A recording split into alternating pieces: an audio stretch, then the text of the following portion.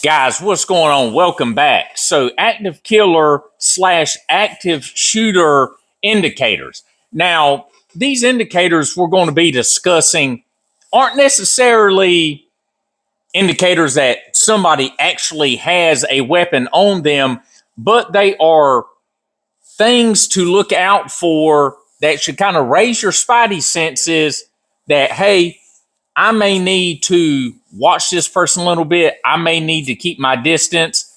I may need to just get out of here, or, I should probably alert law enforcement or security or staff or something of that sort to the presence of this individual and, what they're doing or what they're up to. Again, you know, just because somebody exhibits some of these indicators doesn't necessarily mean that they're doing anything wrong or that they have or are going to commit a crime, but they're just things to pay attention to and to look for when you're out in public. We live in a dangerous world, and there are dangerous and bad people there. So we have to be vigilant. We have to pay attention. We have to utilize that situational awareness. What was it? About a week ago, they arrested that individual that was born in Afghanistan, I believe it was, but migrated to the U.S. when he was younger, was attending college, and luckily he was snatched up in the parking lot of his college. Can't remember which one it was, but anyways, he was snatched up, and after further investigation, it was found that he had a few weapons and some body armor in his vehicle. But what the biggest deal was the manifesto he had in there that contained his plans, pretty detailed layout of things he was looking at and had been paying attention to. So I felt it necessary to kind of go over these things again with you all to kind of keep them in your head, so if you don't pay a lot of attention to these things, maybe hearing it again will kind of help keep it in there. But we're going to go ahead and throw this very basic diagram up there, and I'm going to talk you all through it, and we're going to get moving. Side note, if you follow me on X, you already saw this. I posted it yesterday on X, ran into some issues here on YouTube, so we're getting it out now. But we're going to go ahead and throw that diagram up, and we're going to talk about it a little bit. And then we're going to cut back from the diagram back to this nice looking mug. So let's get to it. All right. So you see we got our little unidentified gentleman here.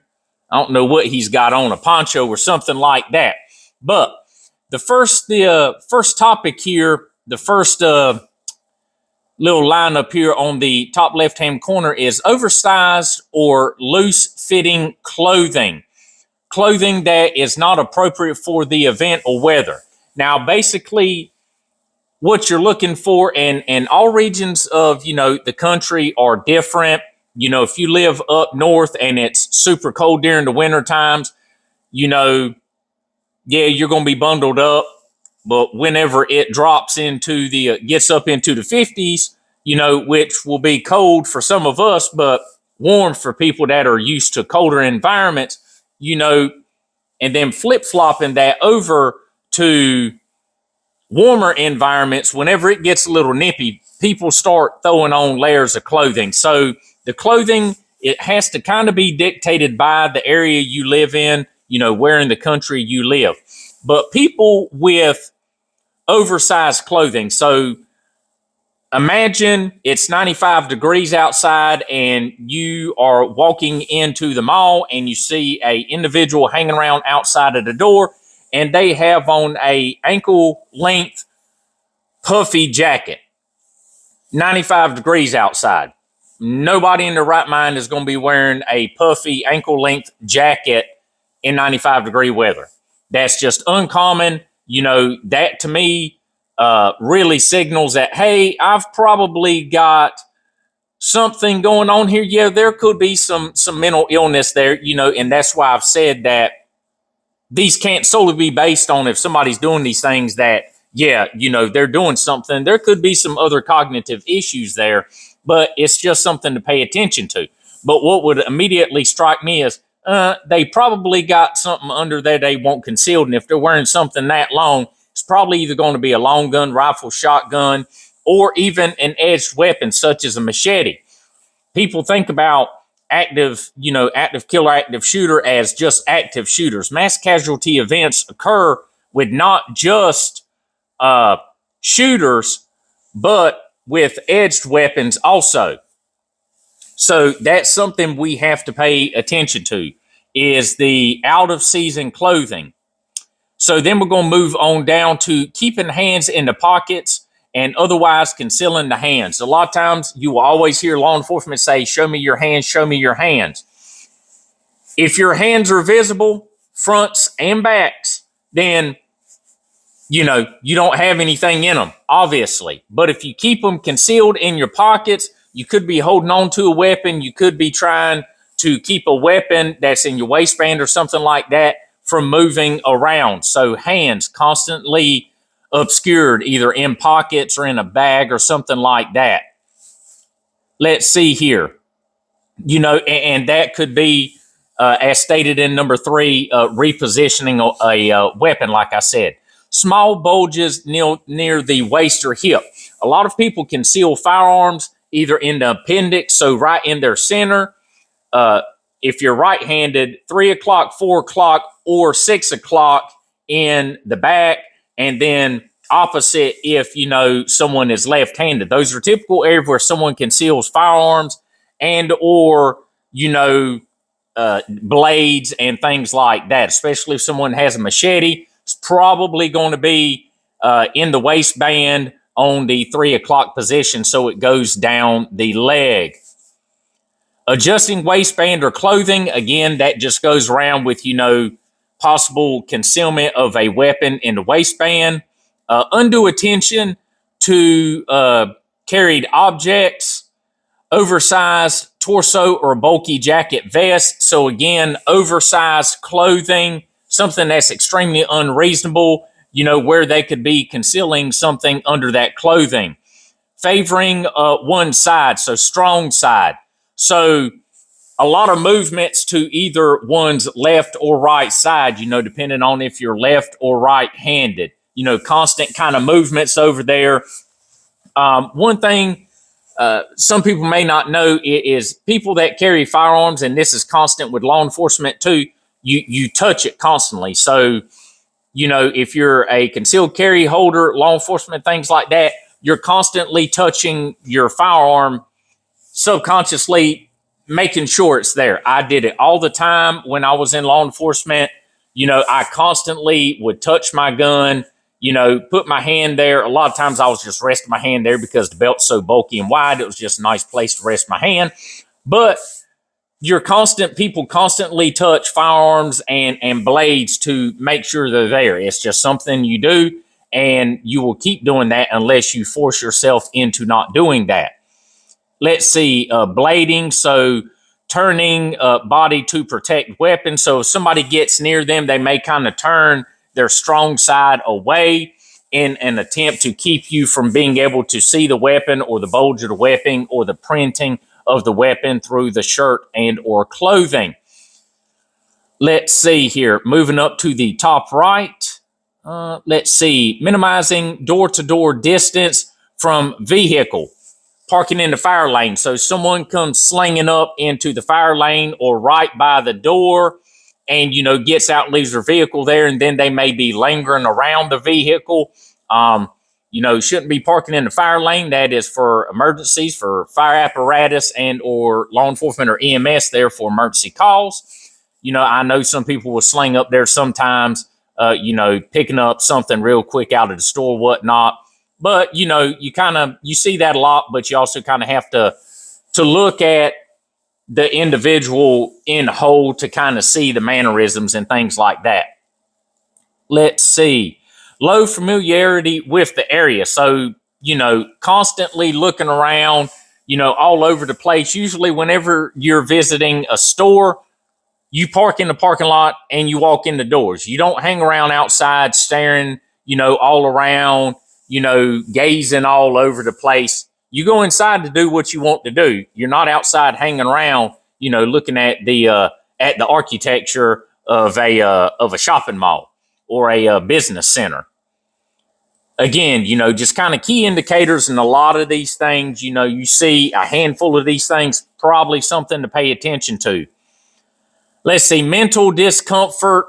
So, really just kind of people that, may not act like they want to be around others. You get them feelings with people. You get near somebody and they kind of standoffish and things like that.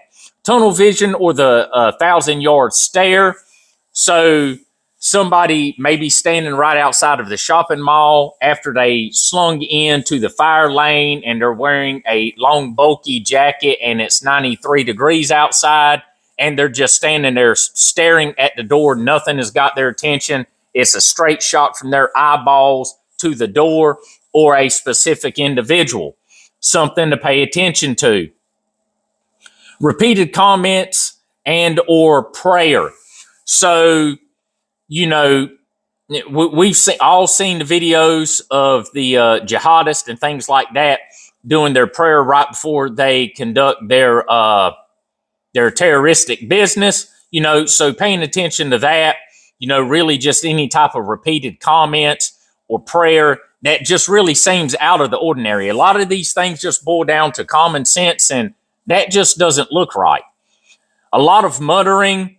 And some of this could, not necessarily, like I said, be somebody who has any ill intent.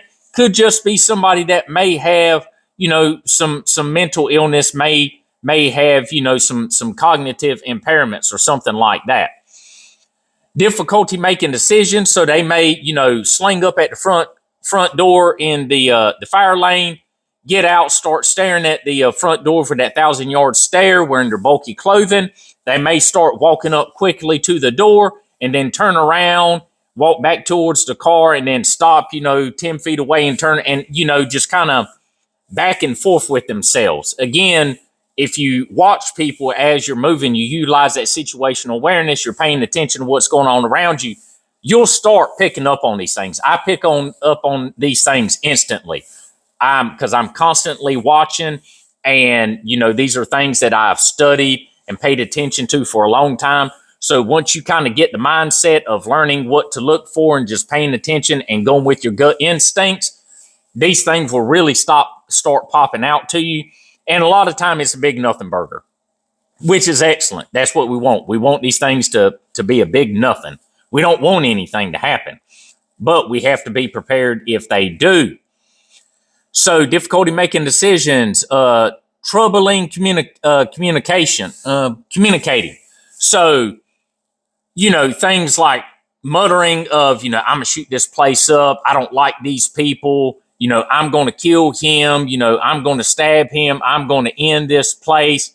It's not going to be anything. Tomorrow, it's all going to be gone. I'm going to burn this place to the ground. You know what type of comments I'm talking about. Things rational people don't say.